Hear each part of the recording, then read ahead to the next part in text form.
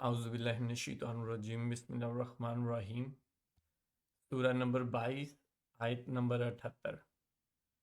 وَجَاهِدُوا فِي اللَّهِ حَقَّ جِهَادِهِ هُوَ اجْتَبَاكُمْ وَمَا جَعَلَ عَلَيْكُمْ فِي الدِّينِ مِنْ حَرَجٍ مِلَّةَ أَبِيكُمْ إِبْرَاهِيمَ هُوَ سَمَّاكُمُ الْمُسْلِمِينَ مِنْ قَبْلُ وَفِي هَذَا لِيَكُونَ الرَّسُولُ شَهِيدًا عَلَيْكُمْ وَتَكُونُوا شُهَدَاءَ عَلَى النَّاسِ فَأَقِيمُوا الصَّلَاةَ وَآتُوا الزَّكَاةَ وَاعْتَصِمُوا بِاللَّهِ هُوَ مَوْلَاكُمْ فَنِعْمَ الْمَوْلَى وَنِعْمَ النَّصِيرُ۔ اور اللہ کی راہ میں ویسا ہی جہاد کرو جیسا جہاد کا حق ہے۔ اس نے تمہیں برگزیدہ بنایا ہے اور تم پر دین کے بارے میں کوئی تنگی نہیں ڈالی۔ دین اپنے باپ ابراہیم علیہ السلام کا قائم رکھو۔ اسی اللہ نے تمہارا نام مسلمان رکھا ہے اس قرآن سے پہلے اور اس میں بھی، تاکہ پیغمبر تم پر گواہ ہو جائے اور تم تمام لوگوں کے گواہ بن جاؤ۔ پس تمہیں چاہیے کہ نمازیں قائم رکھو اور زکوٰۃ ادا کرتے رہو اور اللہ کو مضبوط تھام لو۔ وہی تمہارا ولی اور مالک ہے، پس کیا ہی اچھا مالک ہے اور کتنا ہی بہتر مددگار ہے۔ ہم زکوٰۃ کا ہمارا ٹاپک چل رہا ہے اور رمضان بھی الحمدللہ سٹارٹ ہو گیا ہے، ہمیں موقع ملا ہے اس رمضان ایک اور رمضان میں ایک اور موقع ملا ہے کہ ہم اللہ کے زیادہ قریب ہو سکیں، اپنے گناہوں سے استغفار کریں اور زیادہ سے زیادہ نیکیاں کمائیں۔ اس رمضان میں تو ویسے بھی ایک نیکی کتنی زیادہ وہ ملٹیپل ہو کے ملتی ہے، تو زیادہ سے زیادہ کوشش کریں، نماز پڑھیں اور قرآن پاک، اور اس قرآن پاک کا اس رمضان کے ساتھ بڑا گہرا لنک ہے جو کہ آیت میں بھی، قرآن پاک میں بھی بیان ہو گیا ہے کہ ہم نے اس قرآن کو رمضان میں نازل کیا۔ اب وہاں مطلب یہ تو بالکل نہیں ہے کہ اسی رمضان میں کمپلیٹ کا کمپلیٹ ہی ہو گیا، اس کا مطلب یہی ہے جو علماء اکرام کہتے ہیں کہ اس رمضان میں نازل کرنا شروع کیا۔ ظاہری بات ہے رمضان سے ہی شروع ہوا ہے، وہ رمضان میں پورا تو نہیں ہو سکتا نا۔ قرآن پاک تو ہمیں پتہ ہے، میرا خیال ہے کوئی 22 سال میں سارا نازل ہوا ہے۔ پہلی وحی کے بعد سے لے کے نبی پاک صلی اللہ علیہ وسلم کے نبوت کے اعلان 40 سال کی عمر مبارک سے لے کے اور وفات تک قرآن اترا ہے، تو ہمیں پتہ ہے کہ وہ تو 22 سال میں گزرا ہے، تو ایک رمضان میں اترا ہے، وہ تو ایک رمضان میں تو نہیں اترا۔ تو وہ اس سے یہی مراد ہے کہ رمضان میں نازل کرنا سٹارٹ کیا۔ تو وہ رمضان کا بڑا قرآن پاک سے گہرا تعلق ہے، اس لیے قرآن پاک کو زیادہ زیادہ اس میں پڑھیں۔ اور پڑھنا وہ نہیں ہے کہ جو وہ ایک سارٹ آف مطلب ریس لگا کے ہی کہا جا سکتا ہے کہ میں نے اتنے وہ کرنے ہیں کمپلیٹ، یہ وہ اس سے بہتر ہے چاہے آپ چند سپارے پڑھ لیں لیکن ان کو سمجھ کے پڑھ لیں، جو اصل میں قرآن پاک کا اور جو میں اتنی آیات قرآن پاک سے اللہ پاک کے وہ حکم ہیں، اور اللہ پاک کا جو حکم ہوتا ہے وہ ہمارے لیے فرض ہوتا ہے، تو وہ اللہ کے حکم ہیں ہمارے لیے کہ اس پہ غور و فکر کرو، اس کو سوچو، اس کو سمجھو، اس کو یہ کرو، تو ان کو کیا ہم فرض نہیں مانتے؟ ہم ایک چھوٹی چھوٹی سی بات کی اپنے فائدے کے لیے یا اپنے فرقے کے کسی عقیدے کو ٹھیک ثابت کرنے کے لیے تو قرآن کی آیت کو بڑا توڑ موڑ کے بیان کر کے اور کہیں سے بیچ میں سے کاٹ کے لا کے اپنے پرانے عقیدوں کو وہ صحیح ثابت کر رہے ہوتے ہیں اور ان کو اللہ کا حکم اور فرض کہہ رہے ہوتے ہیں۔ تو کیا یہ اللہ کے حکم اور فرض نہیں ہے کہ قرآن پاک کو سمجھو، اس پہ غور و فکر کرو؟ کیا تم غور نہیں کرتے ہو؟ یہ تمہارے سمجھنے کے لیے آسان بنایا ہے، یہ نصیحت کے لیے آسان بنایا ہے، یہ ساری چیزیں نہیں پڑھتے؟ وہ بھی تو اللہ کا حکم ہی ہے نا، تو وہ بھی فرض ہی ہیں۔ اللہ کا تو ہر حکم فرض ہے نا ہمارے لیے۔ ہم نے جب اس کو اپنا مالک اور خالق مان لیا تو وہ تو جو بھی حکم دے گا ہمارے لیے تو وہ فرض بن جائے گا۔ تو وہ بھی تو، اور یہی میرا مقصد ہے، یہی اس چینل کا مقصد ہے۔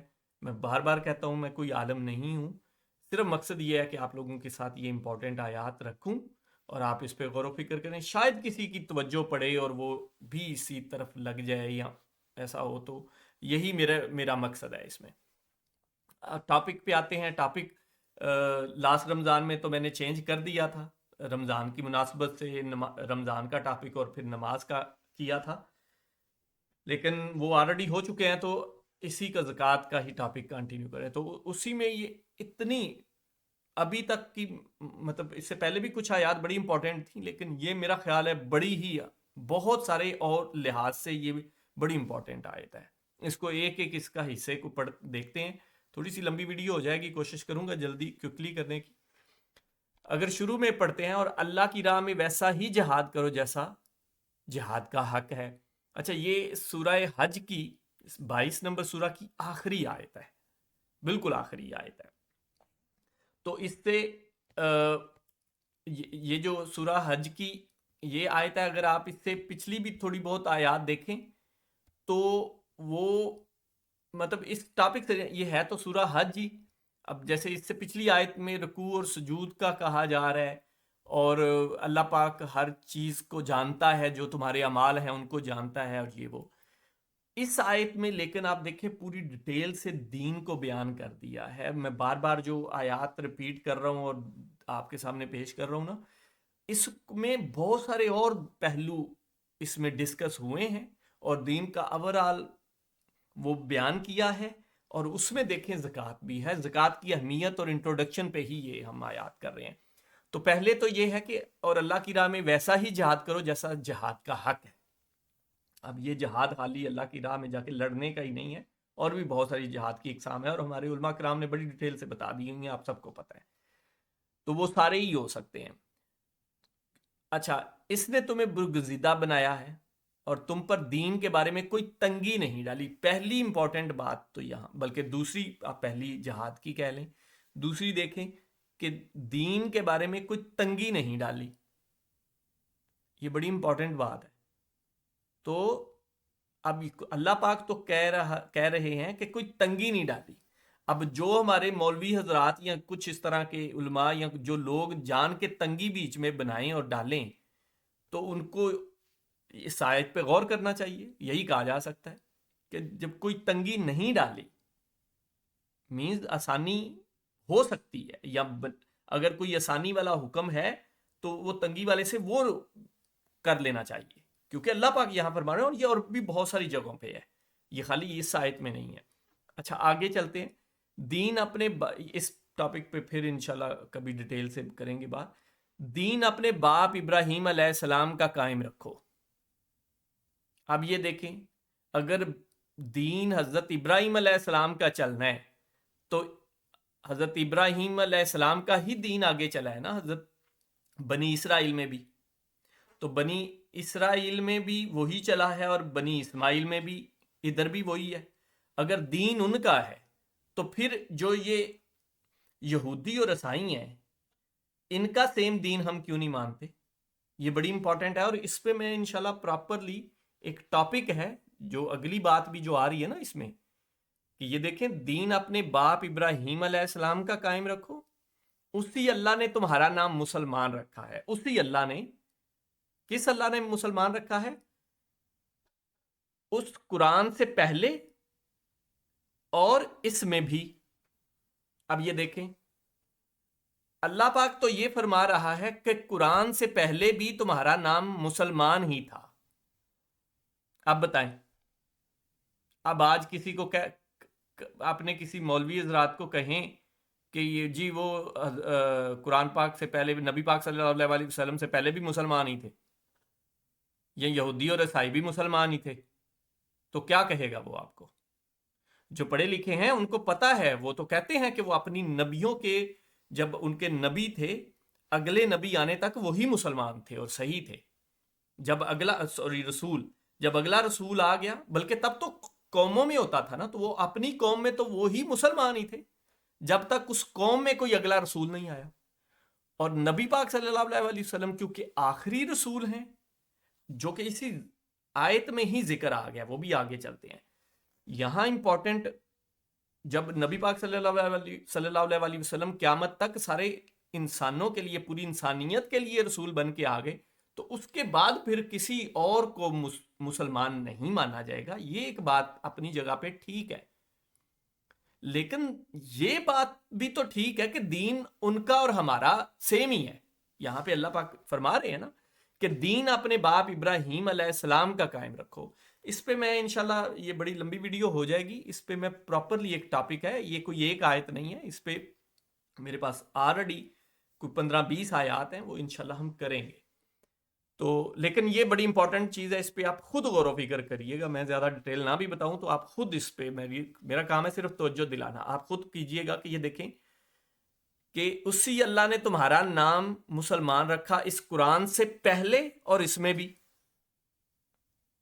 تو یہ آپ خود، آپ ایون اوپر عربی میں بھی پڑھ سکتے ہیں، اور وہ دیکھیں اوپر ایون عربی میں، ہوا سماکم المسلمین، اس نے سماکم تمہارا نام رکھا، مسلمین مسلمان، من قبلو اس سے پہلے، مینز اس قرآن سے پہلے، وفی ہاذا اور اس میں بھی، ہاذا اس، فی میں اور اس میں بھی. تو یہ آپ ایون عربی کو بھی پڑھ سکتے ہیں، خالی ترجمے میں نہیں. آپ اپنی مرضی کا ترجمہ، حوالہ نمبر اوپر ہے، آپ اپنی مرضی کا ترجمہ پڑھ لیجئے گا. جس بھی عالم کو آپ سمجھتے ہیں، اسلام 360 میں سارے ترجمے موجود ہیں، ایون تفاسیر بھی موجود ہیں، آپ تفاسیر بھی پڑھ سکتے ہیں. اچھا، اور اس میں بھی، تاکہ پیغمبر تم پر گواہ ہو جائے. تاکہ پیغمبر جو ہیں وہ گواہ ہی بنتے ہیں نا اپنی قوم کے لیے، اور تم تمام لوگوں کے گواہ بن جاؤ. اب یہ دیکھیں جو میں کہہ رہا تھا کہ نبی پاک صلی اللہ علیہ وسلم آخری رسول، نبی پاک صلی اللہ علیہ وسلم جس قوم کے لیے مبعوث ہوئے ان کے لیے وہ گواہ، اور آگے مسلمان جو ہیں وہ باقیوں کے لیے گواہ بن جائیں کہ وہ پیغام پہنچانے والے بنے.